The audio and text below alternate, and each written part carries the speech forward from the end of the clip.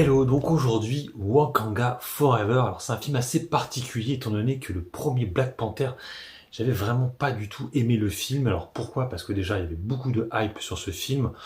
Faut savoir qu'il était sorti, il me semble, avant Infinity War. Et c'est vrai que c'est vraiment à partir d'Infinity War que j'ai bien kiffé Marvel. Avant, j'ai jamais trop aimé les films de Marvel. J'étais beaucoup plus DC que Marvel. Et c'est vrai que le Black Panther a eu un très très gros succès et je m'attendais vraiment à beaucoup mieux que ça. On avait vu le Black Panther dans le film d'avant, dans Civil War, qui était plutôt bien foutu. Et en fait, le film, j'avais pas trop compris parce qu'il y avait un peu un retour en arrière. En fait, on le voyait déjà en Black Panther, mais il avait pas encore le pouvoir. Et en fait, donc, il prenait le trône, il se battait déjà contre un mec. Après, du coup, il y avait un autre gars qui venait. J'avais pas trouvé l'histoire très intéressante. Et en fait, le problème en plus, c'est que Chadwick Boseman, qui du coup est décédé maintenant, qui était le rôle principal, je trouvais qu'il y avait beaucoup moins de charisme que Michael B. Jordan, hein, qui était le méchant Killmonger. Donc du coup, j'avais trouvé le film assez mauvais euh, par rapport à la hype, hein. C'est un film qui avait cartonné au box-office, plus de 700 millions, hein. Je crois que c'est un des plus gros succès pour un film Marvel, et un stand-alone, hein, un film seul. Et j'ai jamais compris vraiment ce succès.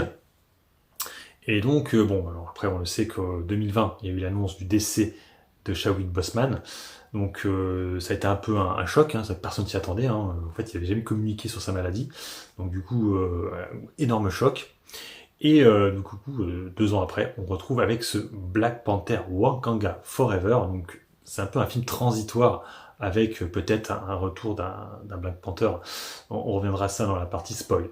Donc, du coup, le film, quand j'ai vu les premières bandes annonces, j'ai eu la hype qui arrivait. En fait, je sais pas, je commençais à avoir de la hype parce que j'aimais bien les images. En fait, bon, le fait que ça se passe avec donc le méchant c'est Namor, ça se passe dans les océans. C'est vrai que j'avais bien kiffé moi Aquaman, c'est un peu le Aquaman mais version Marvel. Et les images, les bandes annonces, ça me donnait bien envie. Donc du coup, au début j'avais de la hype. Et en fait, le film est sorti. Et bon, quelques jours avant, en fait, il y a eu deux trois youtubeurs qui ont donné leurs avis et qui, pour la plupart, disaient qu'il était moins bien que Black Panther. Et c'est vrai que moi, n'ayant pas aimé Black Panther, j'étais en mode, ouais, ben alors là, je savais pas trop comment le prendre. Je disais, est-ce que ça va être. Est-ce que du coup, vu qu'il est moins bien pour eux, peut-être que pour moi, il sera mieux. Et donc, franchement, j'ai hésité à le voir parce qu'en plus, c'est un film qui dure 2h45. 2h45, je sais plus. Donc, c'est un film très long. Et alors, je me dis, si c'est un film comme le premier Black Panther où je m'étais fait chier dans le film, je vais pas kiffer du tout. Et franchement, très bonne impression, ce Black Panther 2, Wakanda Forever. Alors, toujours réalisé par le même réalisateur, c'est pour ça qu'au début j'ai hésité, parce que c'était même réel en fait, Ryan Coogler, hein, qui réalise du coup la suite. Donc là, la différence, c'est que maintenant, Chadwick Boseman n'est plus là, il est décédé, donc du coup, ils ont trouvé une astuce scénaristique pour pallier à ça. Et en fait, c'est sa sœur, hein, qui va prendre la place, c'est un peu annoncé dans la bande-annonce, je crois. C'est Shuri qui sera le nouveau Black Panther, on s'en doute un peu, parce que c'est la sœur, donc c'est elle qui serait dans, la suite du trône. Et on retrouve aussi Angela Bassett, hein, qui joue la mère de T'Challa. Et on retrouve aussi tous les autres personnages. Alors, j'avoue que moi, je n'attendais pas grand-chose, étant donné que le premier, je n'avais pas beaucoup aimé. Mais j'ai été assez rapidement pris dans le truc. Déjà, j'ai trouvé les musiques très intéressantes, avec des grosses sonorités africaines. Le premier passage au début du film, là, en fait, il y a un petit clin d'œil. C'est pas un clin d'œil, en fait, c'est plutôt un gros tacle à la France, parce que les méchants du film, c'est un peu les Français. Alors, si vous allez le voir en version française, vous verrez pas la différence. Je sais pas, je l'ai vu en VO, moi. Mais en fait, en VO, les Français parlent en français. Donc, du coup, vous voyez que c'est des Français, hein. Et à chaque fois qu'ils sont attaqués, c'est des Français, quoi, grosso modo. Alors, je sais pas pourquoi ils ont choisi la France, je ne sais pas. Séquence de départ, en fait, je trouvais que les sons, la mise en scène était plus intéressante que le premier Black Panther. Parce que, pour rappel, hein, moi je sais que la fin du Black Panther, où il se bat contre son espèce de double Killmonger avec les néons là, j'ai trouvé ça nul à chier, c'était moche, j'ai l'impression de voir Tron en moins beau. Je parle du premier Black Panther. Donc, celui-ci, on verra que c'est pas du tout pareil. Donc, du coup, le film en fait se laisse suivre parce qu'en fait on sait pas trop où est-ce qu'on va. Donc on a Namor qui est là, donc il nous montre son peuple. Alors j'ai bien aimé, alors bon, c'est un peu un spoil, hein. En gros ce qui va se passer c'est qu'il y a une grosse partie du film qui va se passer dans le monde de Namor mais avec Shuri, qui sera, spoiler, kidnappée. Et donc du coup elle voit comment vivent du coup c'est les Talakan là, donc c'est un peuple qui vient du Mexique, hein, du coup, donc c'est assez intéressant aussi de mettre en rapport avec des peuples aussi qui a été opprimés, hein, par les Européens. Pour le coup, c'est peut-être pour ça qu'ils ont pris la français. Ça aurait été intéressant qu'ils prennent des Espagnols pour le coup. En tout cas, voilà. Donc Namor vient en fait du grosso modo du Mexique. Donc c'est un espèce de dieu. Et alors, c'est à l'inverse je vais dire Black Adam, non, d'Aquaman. L'océan est crade et sale, c'est réaliste pour le coup. C'est pas du tout comme était Aquaman où c'était vraiment super coloré avec des pleines couleurs, un peu comme Avatar finalement. Donc là, c'est vraiment sale. Et alors moi, j'ai fait exprès d'aller le voir en format laser parce que je sais que l'image est beaucoup plus jolie. Donc en fait, pas mal de gens ont dit que l'image était assez dégueulasse. Moi, je trouve que ça m'a pas vraiment gêné, mais je l'ai vu en laser, hein. Donc c'est pour ça, je pense il faut plutôt le voir en laser pour avoir une meilleure qualité. En tout cas, moi, ça m'a pas vraiment choqué, hein, toutes les passages dans l'eau, même si effectivement c'est un petit peu sombre quand même, beaucoup moins de couleurs que dans mes c'est l'océan et comme ça, hein. Voilà. On n'a pas non plus plein de poissons différents, et pas tous ces trucs-là, il n'y a pas vraiment. Ce qui est intéressant dans le film, voilà, déjà c'est la progression du personnage de Shuri, qui est toujours joué par Letitia Wright. Donc Shuri évolue plutôt bien, donc au début elle est un peu paumée, hein, parce qu'elle perd son frère, et à la fin elle devient le Black Panther. Donc ce que j'ai aimé, pêle-mêle, les séquences d'action, j'ai trouvé qu'elles étaient mieux foutues que le premier Black Panther, parce qu'en fait les couleurs, la néon, elles sont beaucoup moins apparentes sur celui-ci. Il faut savoir qu'il n'y a qu'à la fin du film où elle a la tenue Black Panther, hein. Tout le début, en fait, il y a beaucoup de séquences, mais c'est principalement à l'extérieur et de jour, hein. Il y a une petite course-poursuite de voitures qui ressemble au premier, mais qui est de nuit. Sinon, tout le reste, c'est quasiment que de jour. Donc ça, c'est plutôt intéressant, hein. On n'a pas des séquences, la première séquence, en fait, où Namor va attaquer, c'est vraiment de jour. Et franchement, j'étais bien dedans, quoi. Franchement, ça rendait bien. Les séquences d'action sont plutôt bien foutues, j'ai trouvé, hein. Bon, c'est pas fou, hein. C'est pas James Wan, hein. D'accord, mais franchement, moi, j'étais bien dans le truc, quoi. Et surtout, on se laisse aller dans l'histoire. Ça dure 2h40, mais à aucun moment, je me suis dit, il est quelle heure? Je regardais, je savais pas où ça allait, je me dis, ouais. Alors, effectivement, pas mal de gens n'ont pas été contents. En fait, ils trouvaient que Namor était trop méchant. Voilà. Il faut savoir qu'avant que le film sorte, beaucoup de gens pensaient que, grosso modo, Namor, ça allait être un pseudo bad guy. En fait, il allait y avoir un autre bad guy qui allait arriver et ils allaient se battre ensemble. Ce que font tout le temps. Warner, c'est ce qu'ils font souvent. Donc en fait, c'est pas ce qui s'est passé. C'est vraiment, en fait, Namor va rester le méchant principal du film. Alors peut-être pour ça que pas mal de youtubeurs ont été déçus par le film, parce que oui, effectivement, c'est bien Namor le méchant et ce sera Namor tout le long. Hein, il est même très méchant, on verra qu'il tue même des gens, on s'attend pas. Donc tout ça pour dire que la musique est bonne, les acteurs étaient plutôt convaincants. On retrouve du coup, alors il y a des délires un peu. Alors, ce que j'ai pas trop aimé, hein, entre nous, Riri Williams. Franchement, le personnage ne sert à rien. Je suis pas un gros fan d'Iron Man. C'est un bis repetita d'Iron Man, mais en fille. Je trouvais qu'il servait à rien. Osef, le personnage. Donc il y aura une série après sur ce personnage. En plus, elle fait une espèce de. Son espèce d'équipement. Ça fait penser un peu à Bumblebee ou les trucs comme ça, les cosplays, les Gundam, des trucs comme ça. Un peu bizarre. Alors il faut savoir qu'il y en a deux autres qui sont comme ça, Okoye et Soria, un truc comme ça, qui ont aussi leur tenue à un moment donné. C'est un peu spécial. Mais bon, pourquoi pas. Après, il faut savoir que c'est l'univers de Shuri. On sait que dans le premier film, Shuri a été très high-tech, hein, beaucoup des technologies. Donc ça va dans la logique en fait, hein, que ce soit comme ça. Donc moi, ça m'a pas loupé. Alors, on passe en partie spoiler. Donc effectivement, il y a deux trois trucs qui sont un peu étonnants. Par exemple, on retrouve le retour de Killmonger rapide. En fait, ce qui se passe, c'est que quand Shuri décide de devenir Black Panther, donc en fait, elle arrive à remettre en place cette espèce de fleurs qui boivent pour devenir le Black Panther. Et en fait, à ce moment-là, elle se retrouve dans le dans un monde comme dans le premier Black Panther, en fait, et là, elle retrouve Killmonger. Hein. C'est vrai que j'aurais pensé, moi, qu'elle allait avoir son frère en image de synthèse, mais non, c'est Killmonger qui est là, donc Michael B. Jordan. Donc, du coup, pas mal de gens ont trouvé que c'était pas normal. Moi, ça m'a pas choqué, j'ai même plutôt bien aimé parce que, à ce moment-là, donc je suis en spoiler, il faut savoir que Namor a tué sa mère. Donc, en fait, elle est vraiment dans une logique de vengeance. Elle a la haine. Et en fait, Killmonger, c'était vraiment ça. C'était un mec qui avait la haine. Et il fait partie comme de leur famille, hein, mine de rien. Donc ça m'a pas plus choqué que ça qu'il soit là, présent, Killmonger. Bon, c'est une séquence pas mal. Et après, à la fin du film, ça aussi j'ai plutôt trouvé ça intéressant, c'est que bon, la séquence de baston, elle est plutôt bien foutue, parce que pas mal de gens disaient que ça se passait dans un endroit confiné, pas du tout. Ça se passe sur une plage. Bon, la séquence est rapide, mais les séquences sont bien foutues. Et à la fin, elle a le choix, hein. Soit elle le tue, soit elle le laisse en vie.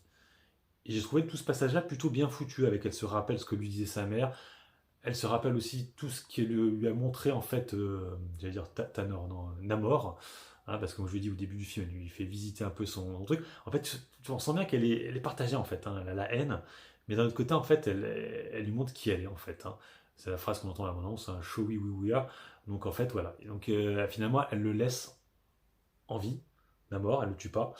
Donc du coup, Namor est toujours là. Il faut savoir que Namor, c'est le premier mutant dans l'univers MCU, hein. Avant, il n'y avait pas vraiment des mutants. Donc à la fin du film, ça finit comme ça, en grosso modo, c'est que Shuri laisse en vie Namor. Namor retourne dans les océans et du coup, il dit grosso modo que t'inquiète pas, à un moment donné, les humains vont venir attaquer Wakanda et à ce moment-là, ils viendront nous voir pour les aider. Donc ça se finit comme ça. C'est plutôt bien. Moi, franchement, ça m'a pas choqué. Et je pense que tous les gens qui sont fans de Marvel s'attendaient à plus. Ils s'attendaient plus à un truc, ouais, là, ils s'attendaient à un autre personnage qui allait arriver. En fait, le problème des Marvel, c'est qu'ils ont trop sorti la même sauce. Hein, toujours des teasings, des trucs comme ça, avec un univers qui s'enchaîne à chaque fois. Vous vous rappelez, à chaque fois, en séquence post-générique, tu avais tout le temps un truc qui t'emmenait à la suite, à la suite, à la suite du film d'après. Là, il n'y a pas ça. Donc en fait, je pense que pas mal de fans de Marvel ont dû être un peu déçus parce que le film se finit.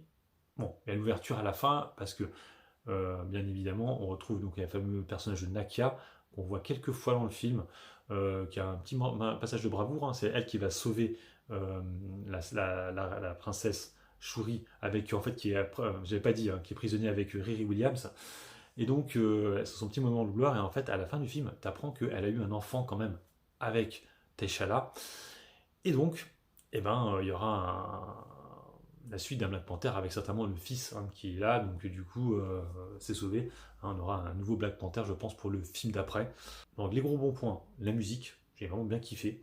Le scénar, je trouvais pas si mauvais que ça finalement. Pas mal de gens trouvaient ça mauvais, mais je trouvais ça pas mal par rapport au personnage j'allais dire de Ray Williams, non, de Shuri.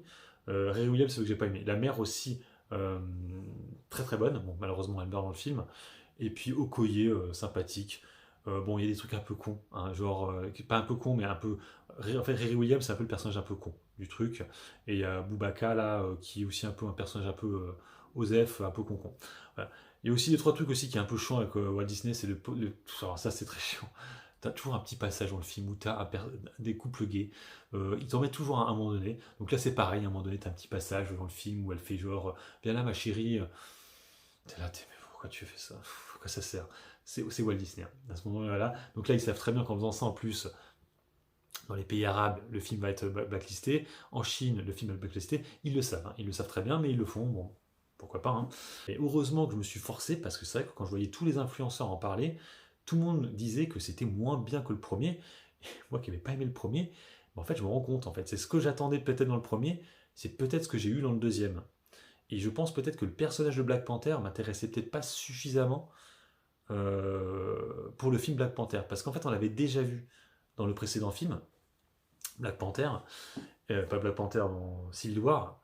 Et je comprenais pas, en fait, j'ai l'impression d'un retour en arrière. Mais en fait, il est déjà Black Panther, mais en fait, il doit se battre contre un gars pour devenir vraiment Black Panther. Puis après, finalement, il y a un autre gars qui arrive, puis il prend sa place, puis je trouvais ça c'était un peu chiant, quoi. Là, je trouve que c'est vraiment limpide. T'as un personnage, un bad guy qui est là, il a ses volontés. Alors j'ai entendu certains dire qu'ils comprenaient pas pourquoi Namor s'il veut absolument tuer le personnage de Riri Williams, qui est lui, en fait, qui a créé une machine qui leur permet de trouver du vibranium. Ben, en fait, c'est un peu normal. C'est un mec qui c'est un dieu, un demi-dieu, qui a vécu dans les eaux depuis des années. Il trouve que c'est une menace. Et lui, en fait, c'est sa logique, en fait, hein. C'est qu'on ne veut pas être emmerdé. Donc, c'est elle qui a découvert le truc. Donc, on veut la tuer. Grosso modo, c'est ça. Alors, bon, après, ils font pas assez confiance au Wakanga. En fait, ils pensent que le mec, il est assez fort pour les renverser, à la limite. Il se dit. Après, du coup, il se retrouve face à Black Panther. Et là, il se rend compte que il peut pas faire le poids. Et du coup, il fait, ok, on va rester comme ça. Mais bon, à la fin, du coup, la nana, là, l'inspecteur, la créatrice Riri Williams, elle retourne aux États-Unis. Donc, je sais pas si on le reverra dans la série, Namor, je sais pas, parce que du coup, peut-être qu'il la recherchera de nouveau. Pour vous donner un exemple, hein, j'ai préféré ce film-là à Black Adam, de chez DC. Hein, voilà, pour vous dire, hein, Black Adam, j'ai trouvé ça assez moyen. Celui-là, j'ai trouvé bien plus intéressant. C'est un espèce de mix entre film d'action et petit film d'auteur, assez intimiste, avec effectivement, alors ça, je trouvais ça aussi intéressant. Tout le long du film, on n'a aucune image de Showing Batman, Chadwick Boseman, on n'a aucune image de lui. C'est pour ça que je me suis dit, tiens, c'est chaud quand même, aucune image. Et à la fin, ça qui est bien foutu, c'est que c'est à ce moment-là en fait où elle fait brûler son habit. En fait, c'est sa mère qui lui explique en fait pour faire le deuil en fait, il faut brûler ton habit. C'est à ce moment-là en fait où on voit les images en fait de Chadwick Boseman, en fait des films d'avant, de Black Panther. Voilà, donc j'ai trouvé ça ce passage assez joli, hein, où effectivement c'est à ce moment-là où on revoit ce personnage-là, alors qu'on l'a pas vu du tout le long du film avant, on le voyait pas du tout. On aurait pu avoir des flashbacks, il n'y en a pas eu un seul. C'est à ce moment-là qui te met les flashbacks. Ça fait monter un peu du coup le côté nostalgie et tout, plutôt bien foutu, hein. Et puis aussi le générique de départ où effectivement en hommage ils ont mis le Marvel en fait avec toutes les têtes de Chadwick Boseman. C'est là, en fait, c'est là où on le voit la première fois, mais c'est pas dans le film en fait. Moi j'aurais pensé à un moment dans le film on allait le voir en image de synthèse, et je pense qu'ils n'ont pas voulu faire ça par respect, je pense. Donc film sympa. Film sympa, c'est en fait le problème malheureusement c'est le dernier film de l'année, il y aura juste Avatar, il n'y a pas d'autre gros film qui va sortir cette année. C'est assez hallucinant que cette année, cet hiver, il n'y a pas de gros film, je trouve. Donc Black Adam, celui-ci et Avatar. Tous les autres films, ce sera en février et mars. J'ai l'impression qu'ils ont eu peur du Covid. Donc, bon, c'est comme ça. Sur ce, je vous laisse. Bon cinéma à tous.